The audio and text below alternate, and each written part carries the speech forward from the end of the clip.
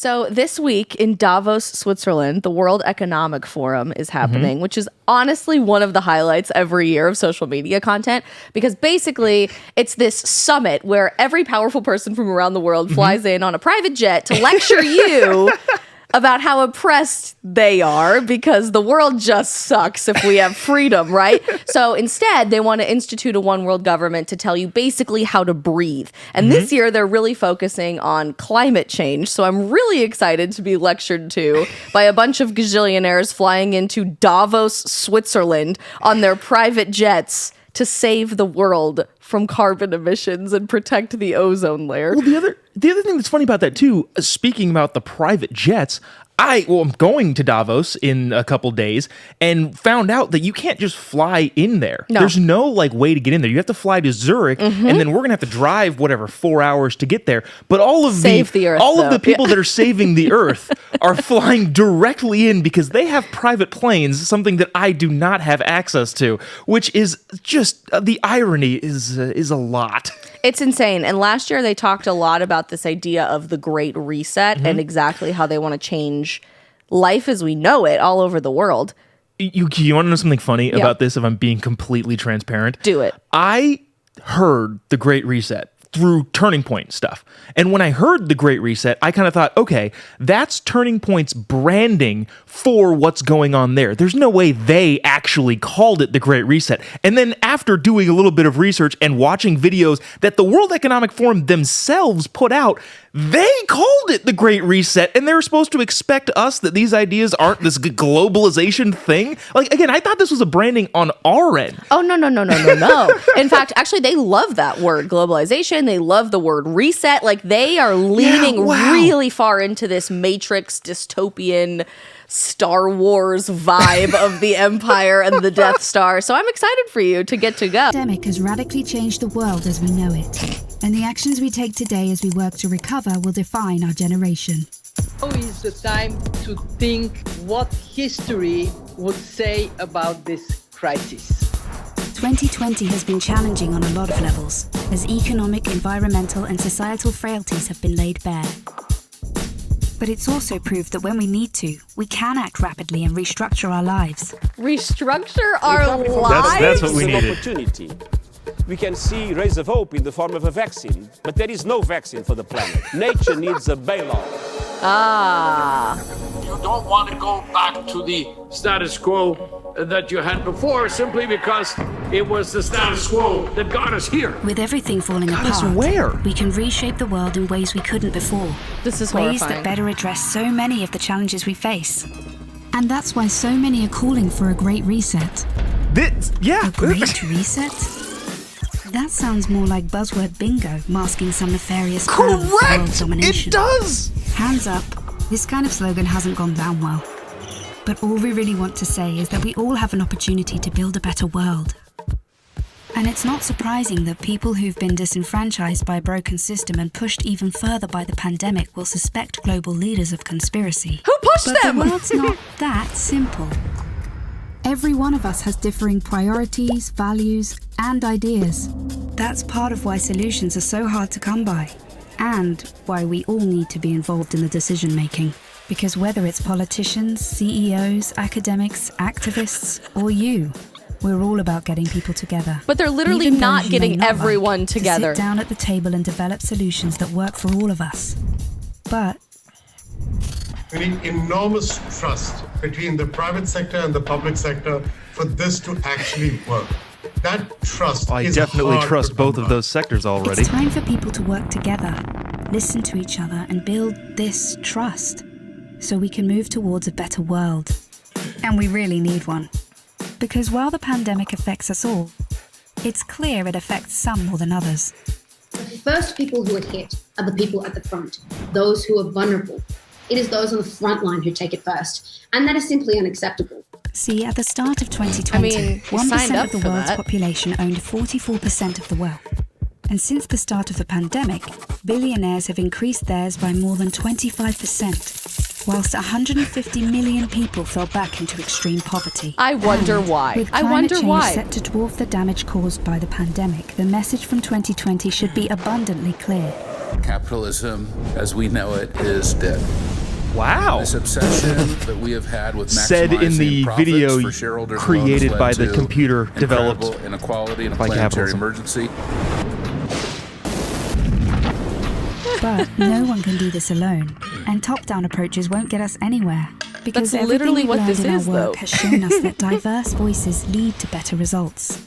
And it's for these reasons that the forum talks about something called stakeholder capitalism, which would shift businesses away from just profit. Because if we want to change where the focus of our recovery will go, ESG. then we need a new dashboard for the new economy. And that needs to encompass people, planet, prosperity, and institutions.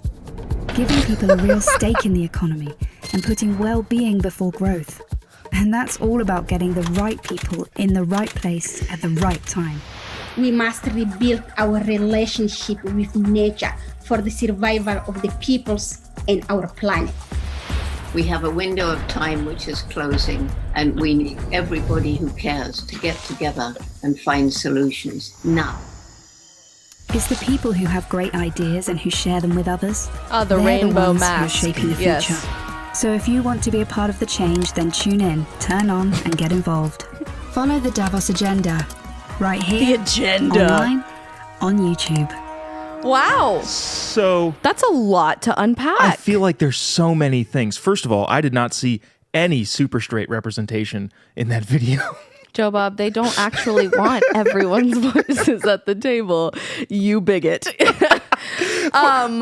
I tell you what my favorite part about watching that video was? My facial reaction. Watching you watch the video. I've been told a lot that my eyebrows each independently have their own personality while I watch videos. It's a thing. I don't know. I can't help myself. I'm very expressive. Where do you want to start? Let's just start with the fact that they gaslight you through that entire video about how this is building a better world for everyone. We need everybody's voices at the table, even people you might not like, when this little graphic of a phone with account suspended comes up.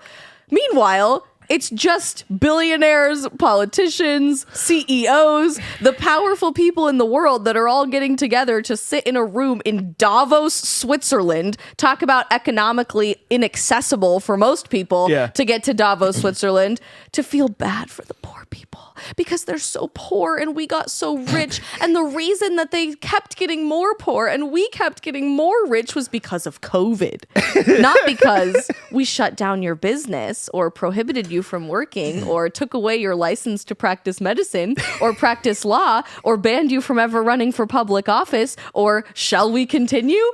I'd like to. Can you continue? I mean, this is great. I didn't want to interrupt the Isabel rant. ridiculous.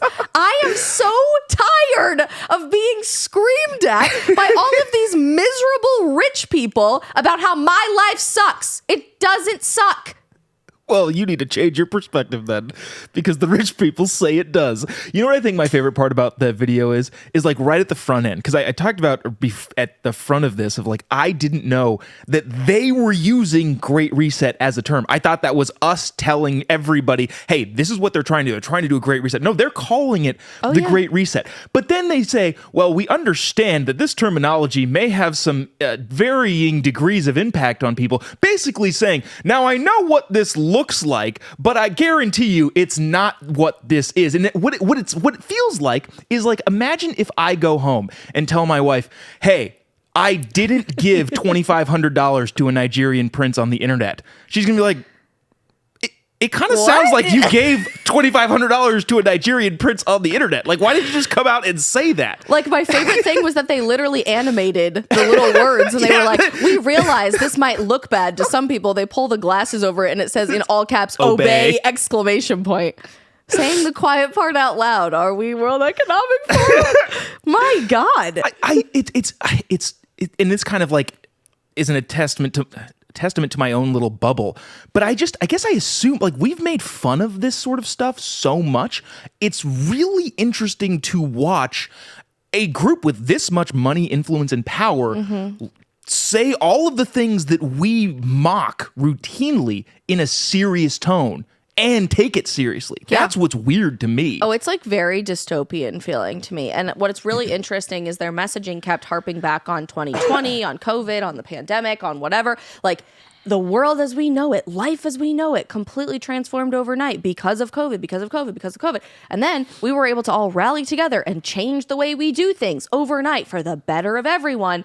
Now they are saying the quiet part out loud that they want to replicate that exact series of steps for pretty much any other aspect of their agenda, this time going for a climate emergency that is super time sensitive. And unless we dramatically get rid of the status quo and we change life as we know it moving forward, we're all going to die. It's the exact same lingo that they used for COVID to convince you to stop seeing your family, to stop going on dates, to stop going to school, to stop opening your business every day. I mean, it's very, very scary. And so I think what they're probably going to be saying throughout the World Economic Forum this week is that we basically are in a climate pandemic now. I have a hypothetical question for you. Ooh, I like Okay, hypotheticals. let's just say, right, none of these people or ideas or anybody involved is looking for world domination. Okay.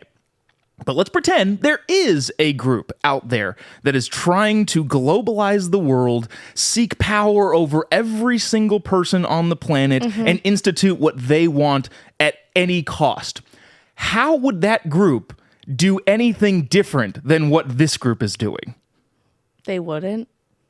Right? This is what I'm saying. Because the easiest way to take over and the easiest way to gain domination and power over people is to gaslight them into believing that that's what's good for them. If you institute this authoritarian, martial law, armed regime all of a sudden overnight, there's going to be pushback. People are going to say, "Hang on a second, we're not for that." Yeah. I mean, that's crazy. I still want to live my life.